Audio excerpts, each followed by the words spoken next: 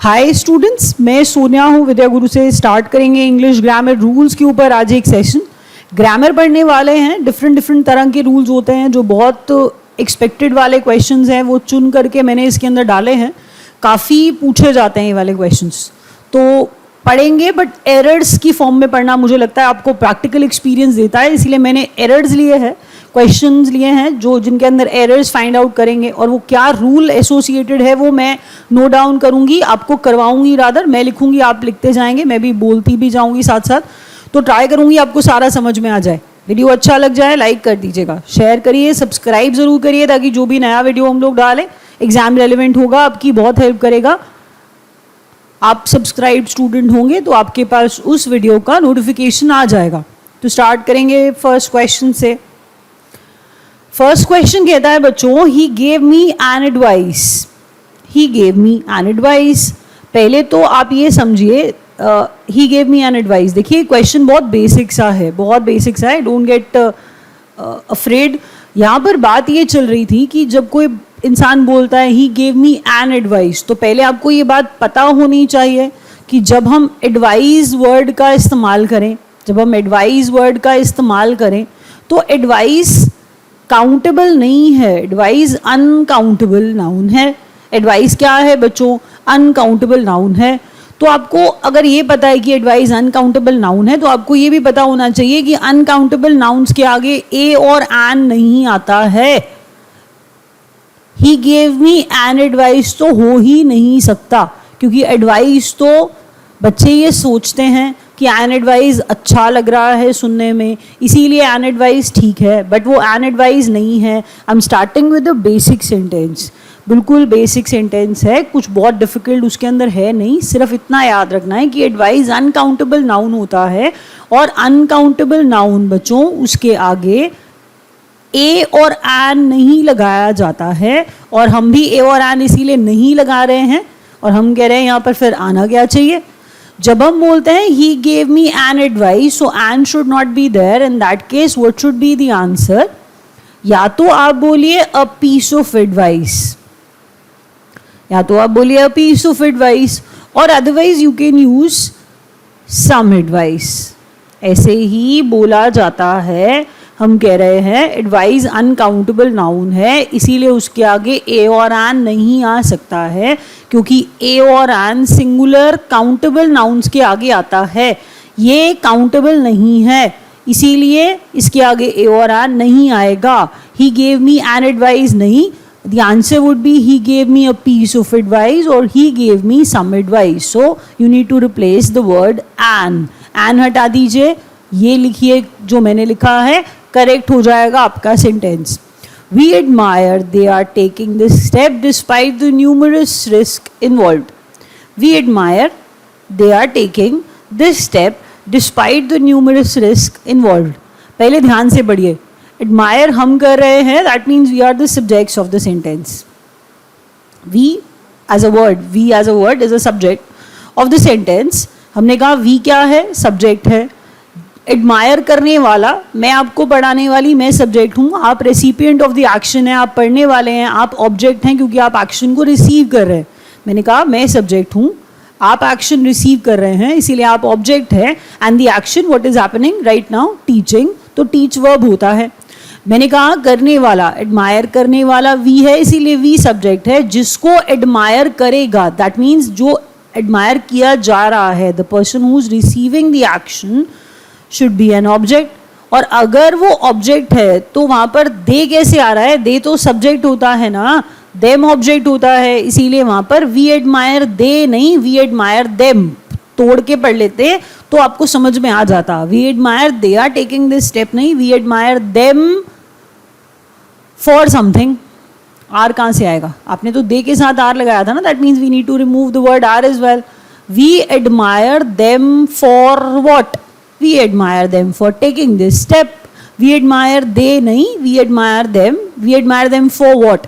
कोई रीजन होगा ना किस चीज के लिए एडमायर कर रहे हैं आप उसको। We admire them for taking this step. So that means यहाँ पर आएगा पूरा correct answer we admire them। कुछ भी नहीं था, बहुत इजी था। We सब्जेक्ट था बच्चों, करने वाला था एडमायर, इसीलिए we था। जिसको एडमायर किया जा रहा है वो ऑब्जेक्ट होगा ना, बस इतना है। ये रूल पढ़िए, सोचिए क्या है ये, SVO है और कुछ भी नहीं है, जो आप बहुत टाइम से पढ़ते हुए आता है। 6th क्लास में ही शुरू हो जाता है कि सब्जेक्ट आएगा, फिर वर्ब आएगा, फिर ऑब्जेक्ट आएगा। It is that easy. तो वी सब्जेक्ट है, एडमायर कर रहा है, और जिसको एडमायर करेगा बच्चों वो ऑब्जेक्ट होगा, इसीलिए वहां पर देम आएगा। बस वी एडमायर देम। अब देम के बाद आर थोड़ा लगाओगे, we admire them are taking थोड़ा हो सकता है। तो we admire them for taking, because we admire them for something. So we admire them for what? We admire them for taking this step despite the numerous risks involved. Third कहता है a number of students was present. अब ये ना आपको सुनने में भी थोड़ा ऑड लगेगा। अब बच्चे मुझे कहते हैं मैम अ लगा है, अ सिंगुलर है और नंबर है, अ नंबर, तो ये तो फिर पूरा ही सिंगुलर हो गया, इसलिए यहाँ पे अ नंबर की वजह से वॉज आ रहा है। और कुछ बच्चे कहते हैं मैम नहीं, यहाँ पर स्टूडेंट्स की वजह से वर आएगा। ऐसा कुछ नहीं है, प्लीज़ सुन लीजिए, रूल लिखिए। रूल ये है कि यहाँ पर कहता है जो अ नंबर आप इस्तेमाल करते हो, अ नंबर आप यूज़ करते हो, अ नंबर क्या है, प्लूरल एक्सप्रेशन होता है। इसीलिए अ नंबर प्लूरल होने की वजह से अ नंबर के साथ में प्लूरल वर्ब आता है। A number takes plural verb. Rule क्या है, a number takes plural verb, क्योंकि अ नंबर क्या है, अ नंबर प्लूरल सब्जेक्ट है, प्लूरल है, इसीलिए वहां पर वर्ब भी प्लूरल आ जाता है। अभी तक क्या पढ़ा था हमने, पढ़ा ही गेव मी एन एडवाइस नहीं होता, क्योंकि एडवाइस काउंटेबल नहीं है, एडवाइस तो अनकाउंटेबल है, इसीलिए एन एडवाइस नहीं, या तो he gave me a piece of advice या फिर he gave me some advice. Next बताया आपको we admire they are taking this step, नहीं, we admire them for taking this step, because we subject था। Rule क्या था कि subject आता है, फिर वर्ब आता है, फिर ऑब्जेक्ट आता है, तो ये सब्जेक्ट है, ये वर्ब है, तो यहाँ पर ऑब्जेक्ट आएगा। We admire them for what, we admire them for taking this step. A number plural subject, plural expression, इसीलिए इसके बाद में वर्ब क्या आएगा, प्लूरल आएगा। याद रखिएगा, अ नंबर कह रही हूँ, द नंबर नहीं कह रही हूँ। द नंबर एक वीडियो में पहले आपको पढ़ाया जा चुका है। अ नंबर प्लूरल होता है, बस ये याद रख लीजिए हमेशा। Okay, when we say no boy and no girl were present today, no boy and no girl were present today. अब आपको पता है यहाँ पर वॉज आने वाला है, लेकिन कुछ बच्चे कहते हैं मैम यहाँ पर बॉय अलग सब्जेक्ट है, गर्ल अलग सब्जेक्ट है, आपने इसको एंड से जोड़ा है इसलिए आपने इसको प्लूरल कर दिया। अगर आपने इसको प्लूरल कर दिया क्योंकि सब्जेक्ट वन, और ऊपर से एक दो स्टूडेंट्स मुझे क्लास में कहते हैं मैम ये तो जेंडर भी इनका अलग अलग है। अगर जेंडर भी अलग अलग है तब तो ये पक्का ही प्लूरल है। पहले सुनिए, बॉय एंड गर्ल नहीं लिखा है यहाँ पर, no boy and no girl लिखा है बच्चों। बात ये चल रही है कि जब सब्जेक्ट्स हैं, जो भी सब्जेक्ट्स हैं, मैंने एंड से जोड़े थे बट इनके आगे मैंने नो लगाया है, दैट मीन्स मैंने इन दोनों को नेगेट कर दिया। मैंने इन दोनों को नेगेट कर दिया। मैंने कहा ना तो लड़का है ना तो लड़की है। अब ना लड़का है ना लड़की है, ना लड़का है ना लड़की है, इसका मतलब हम कह रहे हैं दोनों प्रेजेंट ही नहीं है आज। हमने कहा ना लड़का प्रेजेंट ना लड़की प्रेजेंट, तो दोनों ही नहीं है, दोनों को नेगेट कर दिया, नेगेटिव बना दिया, नेगेटिव डाल दिया उसके आगे। तो खुद सोचिए, अब कहें अगर हम कि ना लड़का है ना लड़की है तो क्या करेगी, वर्ब ही उड़ा दे। That's not possible. Without verb a sentence can't be framed. तो वर्ब तो लगाना पड़ेगा ना। तो ऑन व्हाट ग्राउंड्स, हम लोग किन बेसिस पे वर्ब को हटा के वॉज कर रहे हैं। हम एक्चुअल में no boy and no girl, दोनों नो लगा था, इसका मतलब दोनों को नेगेट किया था, ना लड़का ना लड़की। तो जब हमने कहा ना लड़का है ना लड़की है, तो फिर ये प्लूरल तो किसी हाल नहीं हो सकते ना। ये तो सोचिए, ना लड़का है ना लड़की है तो ये प्लूरल कैसे हो जाएंगे, क्योंकि दोनों ही नहीं है। लेकिन वर्ब तो आना चाहिए, प्लूरल नहीं हो सकते तो ऑब्वियस ही बात है फिर क्या होंगे, सिंगुलर होंगे। एक्चुअल में मुझे बाय डिफॉल्ट एक डिफॉल्ट वर्ब लगाना है वहां पर, जो कि प्लूरल नहीं हो सकता, क्योंकि ये दोनों ही वहां पर है ही नहीं, आज नहीं है ये। अगर आज ये नहीं है तो इसका मतलब जब दोनों नहीं है तो प्लूरल तो किसी हाल नहीं होंगे। अगर प्लूरल नहीं है तो फिर क्या लगाना पड़ेगा, सिंगुलर लगाना पड़ेगा।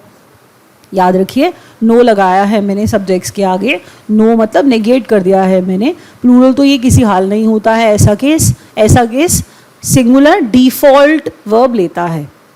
अब ये रूल थोड़ा सा प्लीज सुन लीजिए। आंसर पहले आप बोलिए, बाद में मैं बोलूंगी। सोचिए आंसर क्या है आपके अकॉर्डिंग। मैंने कहा neither of you knows English, neither of you knows English. हमने क्या कहा, अगर neither of you knows English बोला तो आपको ये पता होना चाहिए कि जब नीदर आया है, नीदर आया है, प्लीज सुन लीजिए, मेरे को यहाँ पर सारे स्टूडेंट्स बोलते हैं ma'am neither of you know English आएगा। पहले सुनिए, जब नीदर नॉर के बिना आए, जब ईदर और के बिना आए, तो ये सिंगुलर माने जाते हैं। अगर ये सिंगुलर हैं तो इनके बाद में वर्ब भी कैसा आएगा, सिंगुलर वर्ब आएगा। तो जब आप बोल रहे हैं कि ma'am neither of you know English, neither of you know English, मेरे को पक्का पता है आप इस टाइम यही सोच रहे होंगे कि neither of you know English आना चाहिए, जबकि इस सेंटेंस को मैंने जानबूझ के ऐसा लिखा है। इस सेंटेंस के अंदर तो कोई एरर ही नहीं है, neither of you know English नहीं है, neither of you knows English है, और बिल्कुल ठीक है। क्यों? क्योंकि नीदर नॉर के बिना आया है। हाँ, हमारा ये हमारा जो हमारी शर्त थी वो पूरी हो गई, मतलब the condition we had in our mind, हमने कहा जी नीदर के बाद नॉर नहीं आना चाहिए, नहीं आ रहा है नॉर, लेकिन नीदर अगर नॉर के बिना आता है तो सिंगुलर भी बोला था मैंने, तो ये सिंगुलर है, बिल्कुल सिंगुलर है। अगर ये सब्जेक्ट सिंगुलर है तो इसके बाद आने वाला वर्ब भी क्या होगा, सिंगुलर होगा। तो सिंगुलर सब्जेक्ट, सिंगुलर वर्ब। अब यू को सब्जेक्ट मत मान लीजिएगा, ऑफ के पहले वाला सब्जेक्ट है, नीदर सब्जेक्ट है, नीदर सब्जेक्ट सिंगुलर है, इसीलिए उसके बाद में वर्ब भी क्या आ रहा है, सिंगुलर आ रहा है। तो neither of you knows English, no error है, नो एरर है, याद रखिए। ये क्वेश्चन बिल्कुल एग्जाम में आया हुआ क्वेश्चन आपको बता रही हूँ। नो यहाँ पर सिर्फ सूट कर रहा है, अच्छा लग रहा है, neither of you no me. Generally लोग बोलते हैं ना ऐसा, नीदर ऑफ यू नो मी, तो नो मी नहीं है, वो नोज है, नोज है। क्यों? क्योंकि नीदर क्या है, सिंगुलर है, इसीलिए यहाँ पर सिंगुलर वर्ब आना था, बिल्कुल ठीक। Whenever I see a baby, a father in me gets aroused. Whenever I see a baby, a father in me gets aroused. पहले ना यहाँ पर एक्सप्रेशन देखिए, फादर इन मी बोल रहा है, फादर इन मी बोल रहा है। जब ऐसी चीजें होती हैं, फादर इन मी, जज इन हर या जज in him, teacher in him, teacher in her, तो यहां पर इन चीजों से, इन हिम, इन हर से, हम वो सिर्फ फीलिंग वाली बात बीच में ला रहे थे। हम वो क्या बात ला रहे थे, फीलिंग वाली बात ला रहे थे। तो फीलिंग वाली बात आई कि जज की जो भावना है, जज की जो भावना है, जज इन हिम उसके अंदर का जज, टीचर इन हर उसके अंदर की टीचर, वैसे ही father in me, that means उसके फादर के अंदर की जो फादर वाली फीलिंग है, हम उसकी बात यहाँ पर कर रहे थे। हमने कहा जब ऐसी चीजें इन me, in her, in me, in her, in him लगाया जाता है, उनके पहले द लगाया जाता है। अ जज इन हिम नहीं, इट शुड बी द जज in him. A teacher in her नहीं, the teacher in her. In me, in him, in her लगाने पे हम उसके अंदर की फीलिंग की बात कर रहे थे, हम उस अंदर, उस इंसान के अंदर बात कर रहे थे फादर के होने की। तो फादर की जो फीलिंग थी उसके अंदर, वो अराउज्ड हो गई। तो अब हम फिर क्या कहने वाले हैं, अब हम क्या लिखने वाले हैं, हम एक अब बढ़िया सा सेंटेंस लिखेंगे जिससे मुझे लगता है कि आपको समझ में आ ही जाएगा। तो स्टार्ट करते हैं, चलिए। सेंटेंस है, the woman in her, the woman in her moved with the pitiable state of a beggar.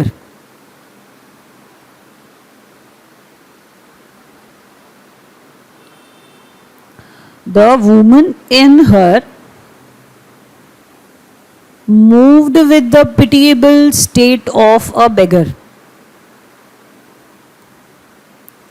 अब यहां पर ये देखिए कि जब हम कह रहे हैं कि बेगर की, भिखारी की, स्टेट ऑफ अ बेगर, भिखारी की दयनीय स्थिति देखकर, पिटिएबल, मर्सीफुल स्टेट देखकर, बहुत खराब सी हालत थी बेचारी की, तो वो मूव्ड हो गई। लेकिन मूव्ड कौन हो गई, औरत नहीं, उसके अंदर की औरत, उसके अंदर की औरत। दैट मीन्स हम कहना चाह रहे हैं the woman in her, the feeling that she has.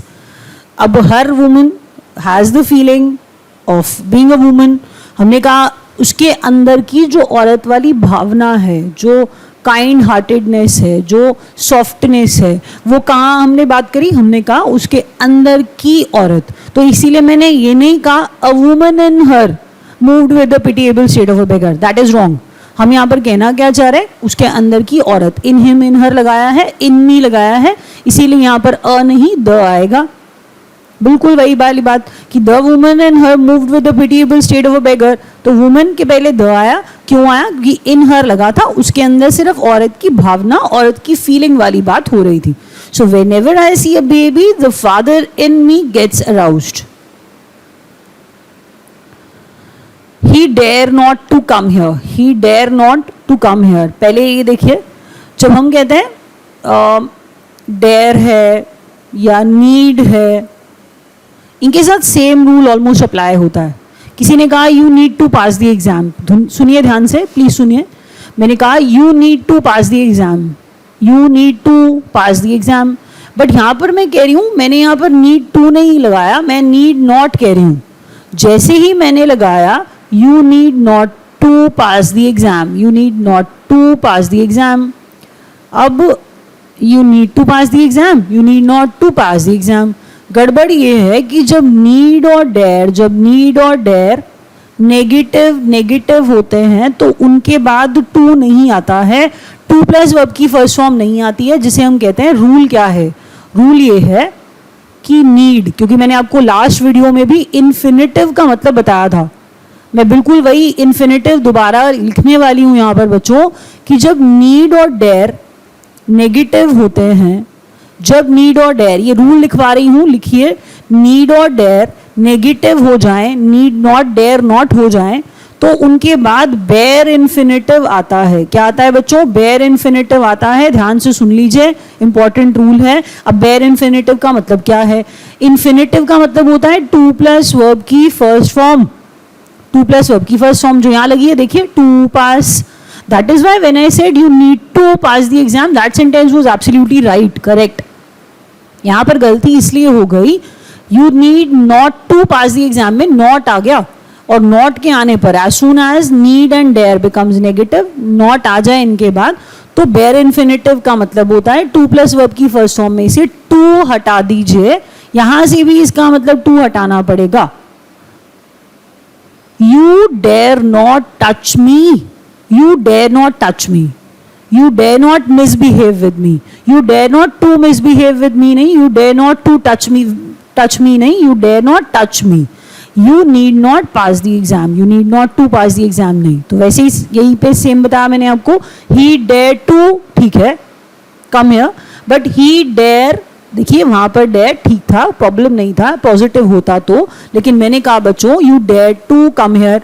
यहाँ पर हम बात कर रहे हैं कि ही डेयर नॉट, टू नहीं आएगा, टू प्लस वर्ब की फर्स्ट फॉर्म इन्फिनिटिव होता है, बट डेयर नॉट के बाद इन्फिनिटिव नहीं, बेयर इन्फिनिटिव आता है, और बेयर इन्फिनिटिव में से टू हटा दिया जाता है, तो correct answer would be dare not come here.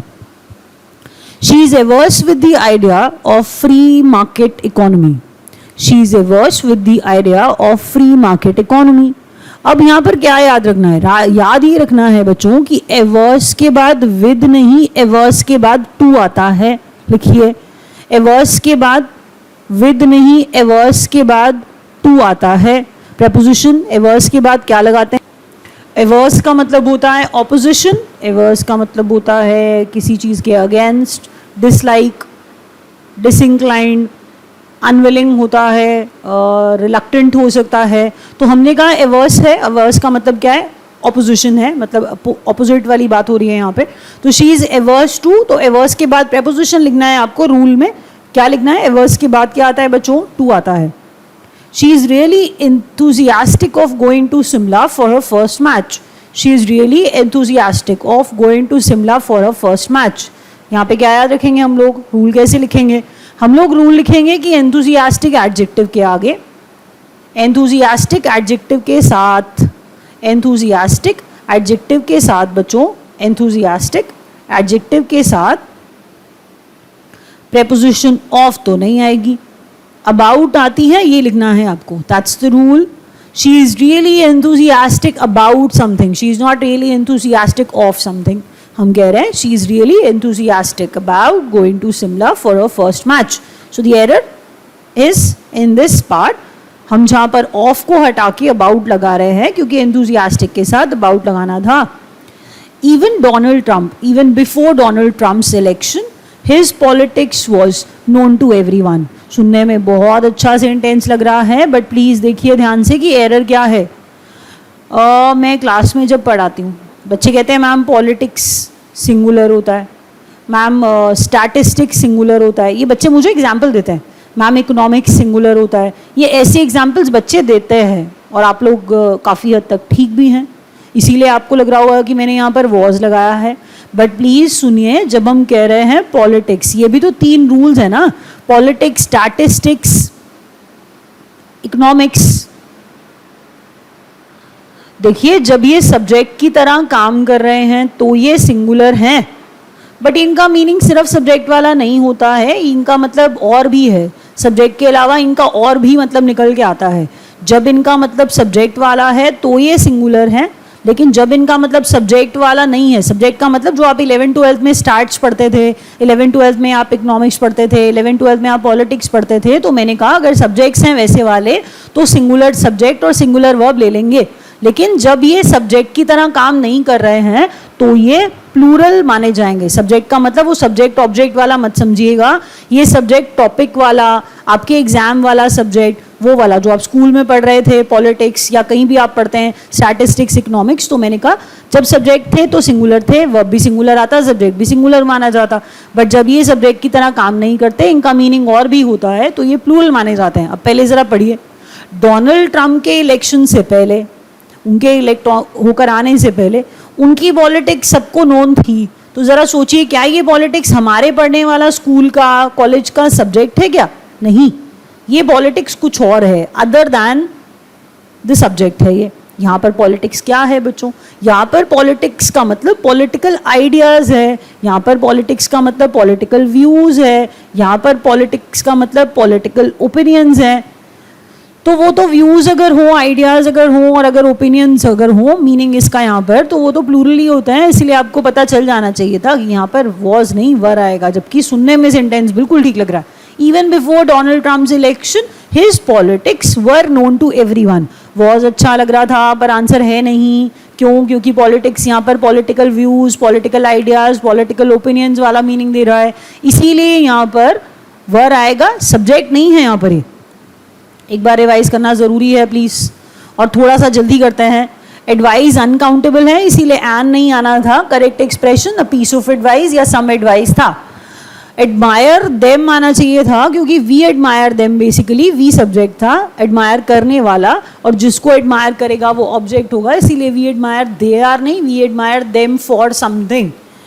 A number plural होता है, इसीलिए उसके साथ में प्लूरल वर्ब लगाया जाता है. नेक्स्ट रूल बच्चों, नेगेट किया हम सॉरी दोनों को, no boy no girl negate किया. तो नेगेट करने पे दोनों ही नहीं है, ना लड़का है ना लड़की है. तो मैंने कहा जब नेगेट कर देते हैं दोनों ही सब्जेक्ट्स को, चाहे वो एंड से जुड़े हुए थे, चाहे वो एंड से जुड़े हुए थे, नेगेट तो किया ना. नेगेट करने पे दोनों ही नहीं है, तो ना लड़का है ना लड़की है. तो जब दोनों नहीं है, इसका मतलब ये प्लूरल तो किसी हाल नहीं हो सकते.